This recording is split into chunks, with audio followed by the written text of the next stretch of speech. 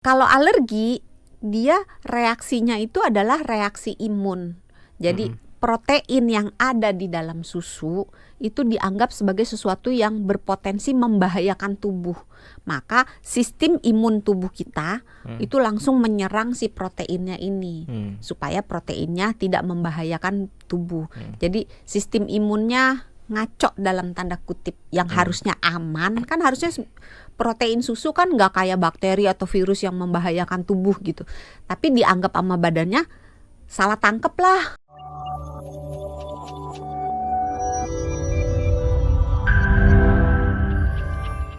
Kalau anak-anak udah jadi rahasia umum lah ya. Kalau misalkan aman nih, nggak ada alergi segala macem, demi menunjang pertumbuhan mereka kan harus dikasih susu juga. Nah kalau udah Enggak juga. Enggak. Dipatahin terus nih sama dokter Santi, gimana dong? Nih mau Karena gini, walaupun anak tersebut tidak mengalami alergi, tapi bisa ada kemungkinan anak ini mengalami intoleransi laktosa. Kalau dia mengalami intoleransi laktosa juga tidak diberikan susu sapi. Makanya susunya tergantung orangnya. Oh ya, karena kan susu macam-macam ya. Ada susu kambing, susu apa lagi? Ada susu hewani, ada susu nabati. Kalau hewani biasanya tuh yang paling umum susu sapi, tapi ada susu kambing, ada susu kerbau. Jadi kalau yang intoleransi sama laktosa bisa dikasih susu yang nabati ya? Nabati. Atau Kalau susu susu nabati selain sapi ya? Iya, iya kan? Enggak. Kalau dia intoleransi pada umumnya, walaupun tidak selalu ya. Kalau anak tersebut intoleransi atau orang dewasa tersebut intoleransi terhadap susu sapi, umumnya juga akan intoleransi terhadap susu jenis hewan yang lainnya. Jadi kalau dia nggak tahan susu sapi, juga biasanya nggak tahan susu kambing, nggak tahan susu kerbau. Tapi pilihan yang lain yang bisa diberikannya susu nabati. Walaupun tidak selalu ya, ada aja yang dia kalau susu sapi nggak bisa, tapi susu kambing bisa. Kalau nabati itu dari apa sih biasanya, Dok? Nabati kalau di kita kan nyebutnya susu kacang ya, padahal sebenarnya bukan susu kacang itu, Tapi ya kacang sih, susu kacang kedelai. Kacang juga dong kalau kedelai. Kan kacang macam-macam, ada kacang hijau, kacang tanah, kacang merah, Ya, kacang jogo. Yang spesifik ya. Ada juga susu oat, ada susu beras, ada susu almond. Susu beras ada ya? Ada. Itu khasiatnya sama ya? Beda. Oh beda. Karena masing-masing jenis susu punya kadar protein yang berbeda, punya kadar karbohidrat yang berbeda gitu. Tapi pada umumnya kalau dia laktosa intoleran, jadi intoleransi laktosa, dia bisa diberikan susu nabati. Dan kalau dia alergi susu sapi juga bisa diberikan susu nabati. Tapi banyak orang yang menganggap kalau susu itu hanya penting untuk anak-anak, Dok. Nah kalau orang dewasa sebenarnya masih perlu nggak sih? Untuk anak-anak juga nggak butuh-butuh banget, kecuali ASI.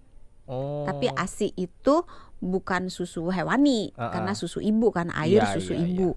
Nah ASI memang dibutuhkan untuk bayi sampai anak berusia ya setahun. Kalau misalnya pola makannya baik, boleh dihentikan ASInya. Tapi kalau pola makannya buruk, ASInya dilanjutkan sampai 2 tahun. Tapi diharapkan 6 bulan pertama benar-benar ASI diberikan. Tapi untuk susu sapi atau susu pengganti lainnya sebetulnya nggak penting-penting amat jika pada anak-anak nih ya, jika memang anaknya punya keluhan dengan minuman susu gitu ya, atau kebutuhan gizinya sudah dicukupi dari makanan-makanan lainnya. Itulah sebabnya panduan gizi yang dari tahun 1950 kan kita taunya 4 sehat, 5 sempurna, 6 nilai ijazah. Siapa itu? Ya Naoki mungkin nilainya. Oh ya, anak magang ya. Anak magang. Ketahuan emang. Nilainya 6 gitu. Jadi 4 sehat, 5 sempurna. Sekarang udah nggak dipakai. Yang dipakai adalah gizi seimbang ya. Pedoman gizi seimbang. Pinter loh. Yang disederhanakan menjadi bentuk yang lebih mudah. Isi piringku. Nah di yang lama, yang 4 sehat 5 sempurna, ada susu kan? 5 sempurnanya itu adalah susu. Tapi kalau di yang pedoman gizi seimbang udah nggak ada. Susu itu hanya menjadi pilihan dari protein. Jadi ininya minumnya nggak ada tuh penyempurna minum susu air putih. Karena si pedoman 4 sehat 5 sempurna tuh udah nempel banget ya, karena kan dari tahun 50. Jadinya orang-orang tuh nganggapnya susu nih itu sempurna, penting buat menunjang perkembangan pertumbuhan tulang. Jadinya pas udah dewasa, udah gede, nancep gitu. Nggak perlu lagi deh susu, orang udah gede. Nah, pertanyaannya, dewasa, kalau kita udah dewasa nih, masih perlu nggak sih minum susu itu? Kembali lagi ditanya yang pertama, ada masalah nggak dengan susu?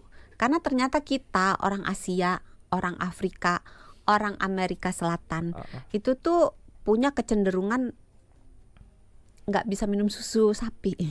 Oh iya. Iya. Berapa persen? Jadi, dokter tahu nggak? Antara 65 sampai 90-an persen. Banyak dong. Banyak. Berarti mungkin dari 10 orang ada beberapa yang nggak bisa minum susu berarti ya? Tergantung, kalau misalnya di seluruh dunia kita ngambil statistiknya tuh 75%. Tapi kalau tadi di negara yang saya sebutin itu di Asia, Afrika, Amerika Selatan itu 65 sampai 95%. Berarti kalau dari 100 orang yang bisa minum susu itu cuma 5 sampai 35 orang. Wow, dikit dong. Dikit. Jadi saya termasuk orang yang beruntung nih bisa minum susu ya. Iya. Tapi itu bukan alergi ya. Jadi harus dibedakan antara alergi sama susu dengan intoleransi laktosa. Emang orang yang intoleransi laktosa itu kalau minum susu apa sih, Dok? Yang bisa terjadi? Kalau intoleransi laktosa, di dalam saluran pencernaan orang tersebut, spesifiknya di usus halus, dia tidak membuat atau membuat tapi jumlahnya sedikit enzim yang dibutuhkan untuk mencerna gula yang ada di dalam susu. Gula yang ada di dalam susu itu namanya laktosa. Laktosa itu supaya bisa diserap oleh tubuh kita harus dipotong-potong. Laktosa dalam badan kita itu dipotong jadi glukosa plus galaktosa. Nah, untuk motongnya harus ada pisaunya. Pisaunya si laktase, si enzim pencernaan yang dihasilkan oleh usus halus.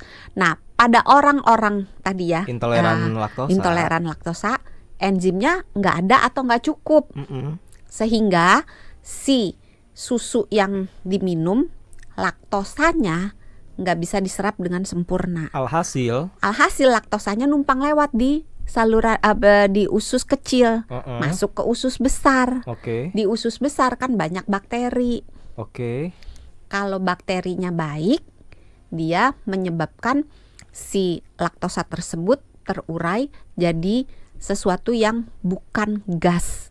Tapi kalau bakterinya yang banyak adalah bakteri jahat, maka si laktosanya ini dipecah oleh bakteri ini, dan hasil pemecahan dari bakterinya makan laktosa. Kalau makan kan dia kentut gitu ya, terus dia sendawa gitu. Nah, isinya gas. Nah, gas itu bikin perut kita bergas, jadi kembung perutnya, terus bikin perutnya sakit, terus perutnya bunyi-bunyi gruk kayak bergelora gitu, kayak gemuruh gitu, terus bikin perutnya kram, ujung-ujungnya agak mual, ujung-ujungnya diare, dan diarenya khas pakai nembak brot gitu.